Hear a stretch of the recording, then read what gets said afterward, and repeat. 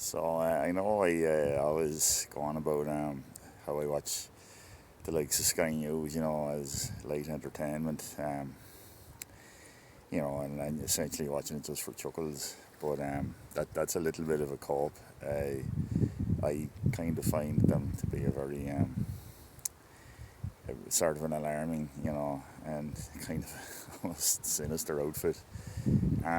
Like for the last 2 weeks there, I've been subjecting myself to about at least 2 hours a day of their messaging around the mass murder of the little girls and the attempted even further mass murder of those children in that little dance school in Southport in Lancashire. And they were handed such an easy optics win then with a little bit of writing that occurred after that. It was such a gift to media. They were able to not have to talk about the really horrendous circumstance of those murders, and they didn't have to go. They didn't even have to deal with the really bad effect of the Coulter's law, where they withheld detail of the identity of the murderer as long as possible, and provided a window where some silly nonsense or inaccurate stuff regarding the ethnicity and religion of the murderer was allowed to proliferate. And that's Calder's law is responsible for that, by the way. Incidentally, for anyone who doesn't know what Calder's law is, anyone watching this probably does, but it's the length of time between an atrocity being carried out and the race of the person or persons carrying it out. The longer it goes on disclosed, the less likely it is to be a white person. But anyway, the Rwandan who did it, I beg your pardon, the Welsh choir boy that did this atrocious act, that was withheld as long as possible, even though in the circles I move in, we knew within a day that it was a Rwandan, by the way. This makes me highly suspicious of the misinformation so-called being put out there, almost like it's sanctioned. But anyway, getting back to Sky News, they really are astonishing the way they stay on message every morning on whatever has now replaced Kay Burley, or maybe she's on holidays again, I'm not sure. But we've got our female panel, multi-ethnic, just kind of going on the far right, the riots, the effect on the community, the far right, the misinformation. What has been the effect of the misinformation and the rioting on the community? Well, the far right the far right that we long suspected was there has shown its horrible gammon face. But the communities, the multi-ethnic communities, have come together to heal. And this cloying tone is deployed then to just keep that tired narrative going. But it's very effective though, because I no one has the energy to keep following this along and just keep pointing out every crass hypocrisy. I saw an LBC clip where a lady, Afro-Caribbean lady, rang in to LBC to say, look at some of the character of the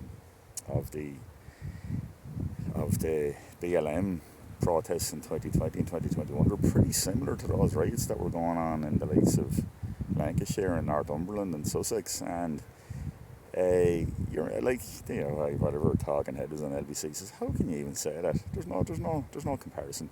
There's no equivalence. And she was just saying, yes, there is. And he was saying there was no violence at those. And this is the killing part of this. He gets to say that.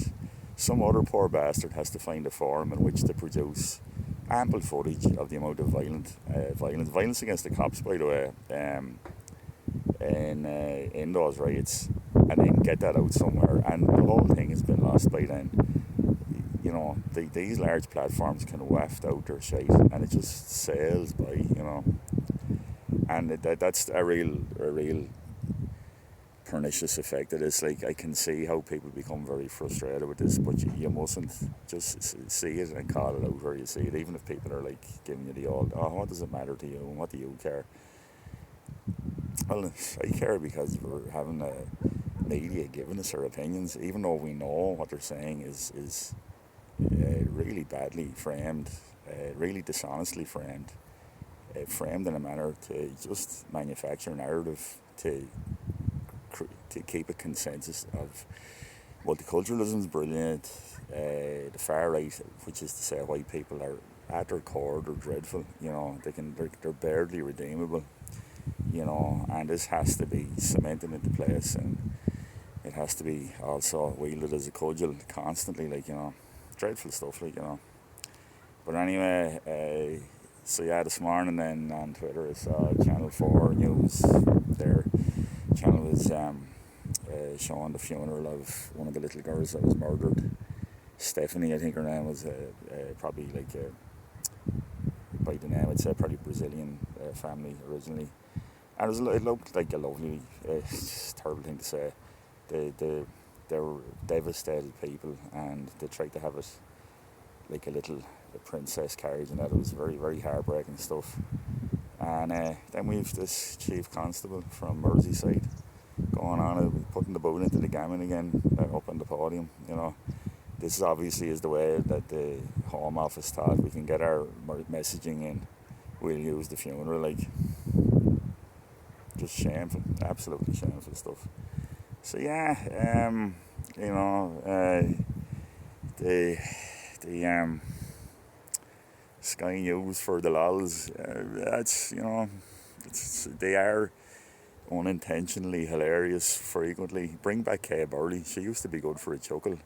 The younger ones they've a look at the, as Dan Simmons once said, they've got the the North Sea colour grey in the eyes of the true believer. They may well be true believers, I don't know, but true believers and supporters and worshippers of the rainbow dildo, I obviously mean by that. So anyway, yeah, so I was trying to be all enigmatic with the title there as well.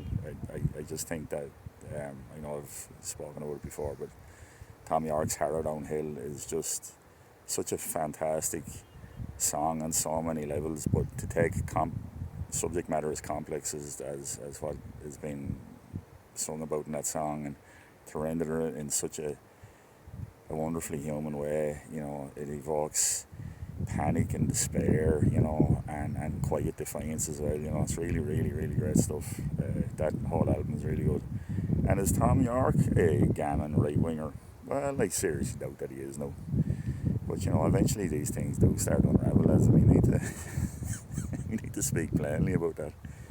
And yeah, lovely sunny day here down in Arklow. I'm about halfway through my walk. Mr. Cray, if you're listening, getting ate with flies here.